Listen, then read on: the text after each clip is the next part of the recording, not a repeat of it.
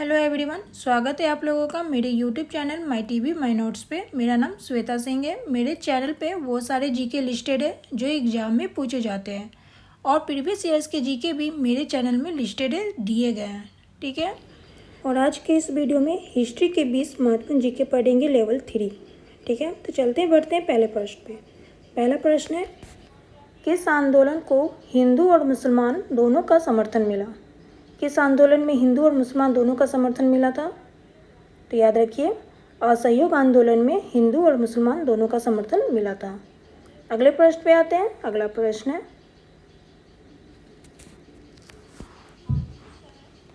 महात्मा गांधी द्वारा सविनय अवज्ञा आंदोलन किस वर्ष शुरू किया गया था? किस वर्ष शुरू किया गया था सविनय अवज्ञा आंदोलन महात्मा गांधी द्वारा? तो याद रखिए, 1930 ईस्वी में शुरू किया गया था सविनय अवज्ञा आंदोलन। चलते हैं अगले प्रश्न पे। अगला प्रश्न है, कैबिनेट मिशन भारत आया था, कब आया था कैबिनेट मिशन भारत? तो याद रखिए, 1946 में आया था। ऑप्शन नंबर डी इसके करेक्ट हो जाएंगे। अगले प्रश्न पे आते हैं। अगला प्रश्न है, स्वतंत्र भारत में पहली गैर कांग्रेस सरकार किस राज्य में बनी थी? किस राज्य में बनी थी? ऑप्शन है केरल, महाराष्ट्र, पंजाब या बिहार। तो याद रखिए, केरल में बनी थी। ऑप्शन नंबर ए इसके करेक्ट हो जाएंगे। अगले प्रश्न पे आते हैं। अगला प्रश्न है, पूर्ण स्वराज की शपथ कांग्रेस के किस अधिवेशन में ली गई थी? किस अधिवेशन में ली गई थी पूर्ण स्वराज की शपथ?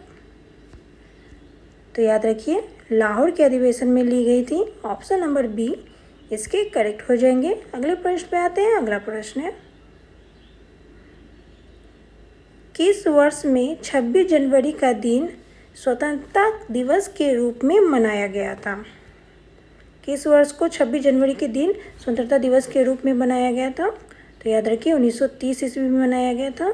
ऑप्शन नंबर ए इसके करेक्ट हो जाएंगे। अगले प्रश्न पे आते हैं। अगला प्रश्न है, गांधी जी की दांडी यात्रा निम्न में से किसका उदाहरण है?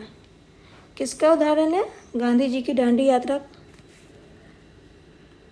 तो याद रखिए, गांधी जी की दांडी यात्रा बहिष्कार का एक उदाहरण है। ऑप्शन नंबर बी इसके करेक्ट हो जाएंगे। अगले प्रश्न पे आते हैं। अगला प्रश्न है, शिवाजी के राज्य की राजधानी कहाँ थी? कहाँ थी शिवाजी के राज्य की राजधानी? ऑप्शन है पुणे, करवार, पुरंदर या रायगढ़। तो याद रखिए, शिवाजी के राज्य की राजधानी थी रायगढ़। ऑप्शन नंबर डी इसके करेक्ट हो जाएंगे। अगले प्रश्न पे आते हैं। अगला प्रश्न है, प्रथम आंग्ल मराठा युद्ध कौन सी संधि द्वारा समाप्त हुआ था? कौन सी संधि द्वारा समाप्त हुआ था प्रथम आंग्ल मराठा युद्ध? तो याद रखिए, सालबाई संधि द्वारा समाप्त हुआ था। ऑप्शन नंबर सी इसके करेक्ट हो जाएंगे। अगले प्रश्न पे आते हैं। अगला प्रश्न है, मुगल शासकों की दरबारी भाषा थी, कौन सी भाषा थी मुगल शासकों की दरबारी भाषा कौन सी थी? ऑप्शन है अरबी, उर्दू, फारसी या इनमें से कोई नहीं। तो याद रखिए, मुगल शासकों की दरबारी भाषा थी फारसी। ऑप्शन नंबर सी इसके करेक्ट हो जाएंगे।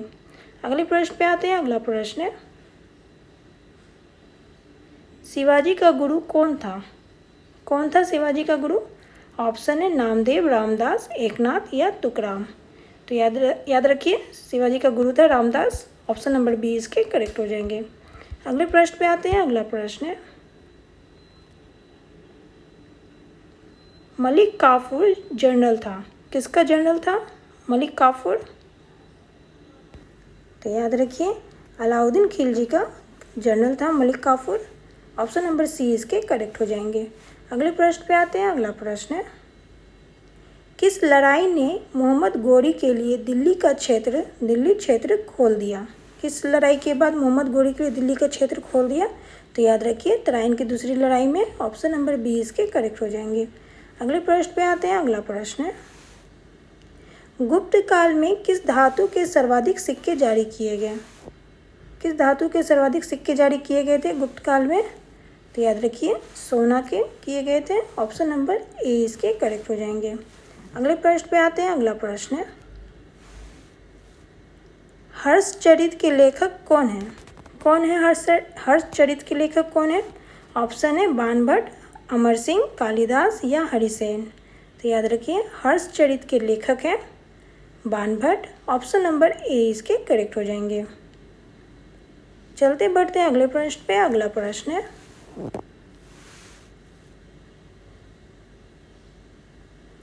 कुतुब मीनार किस प्रसिद्ध शासक ने पूरा किया था? किस प्रसिद्ध शासक ने पूरा किया था कुतुब मीनार? तो याद रखिए कुतुब मीनार इल्तुतमिश ने पूरा किया था। ऑप्शन नंबर बी इसके करेक्ट हो जाएंगे। अगले प्रश्न पे आते हैं। अगला प्रश्न है गोल गुंबज का निर्माण किस शासक द्वारा किया गया था? किस शासक द्वारा किया गया था गोल गुंबज का निर्माण? तो याद रखिए गोल गुंबज का निर्माण किया गया था मोहम्मद आदिल शाह द्वितीय द्वारा। ऑप्शन नंबर बी इसके करेक्ट हो जाएंगे। अगले प्रश्न पे आते हैं। अगला प्रश्न है बहमनी राज्य का संस्थापक कौन था? कौन था बहमनी राज्य का संस्थापक? तो याद रखिए बहमनी राज्य का संस्थापक था Alauddin Bahman Shah. Option number A इसके करेक्ट हो जाएंगे। अगले प्रश्न पे आते हैं। अगला प्रश्न है भारत में सबसे पहले तोपखाने का प्रयोग किसने किया था? किसने किया था भारत में सबसे पहले तोपखाने का प्रयोग? तो याद रखिए भारत में सबसे पहले तोपखाने का प्रयोग किया था बाबर ने। ऑप्शन नंबर डी इसके करेक्ट हो जाएंगे। अगले प्रश्न पे आते हैं। अगला प्रश्न है हुमायूं को किस लड़ाई में पराजय के बाद भारत से भागना पड़ा था? किस लड़ाई के बाद हुमायूं को भारत से भागना पड़ा था? किस लड़ाई के पराजय के बाद? तो याद रखिए कन्नौज की लड़ाई में। ऑप्शन नंबर बी इसके करेक्ट हो जाएंगे। कन्नौज की लड़ाई की पराजय के बाद भागना पड़ा था हुमायूं को भारत से।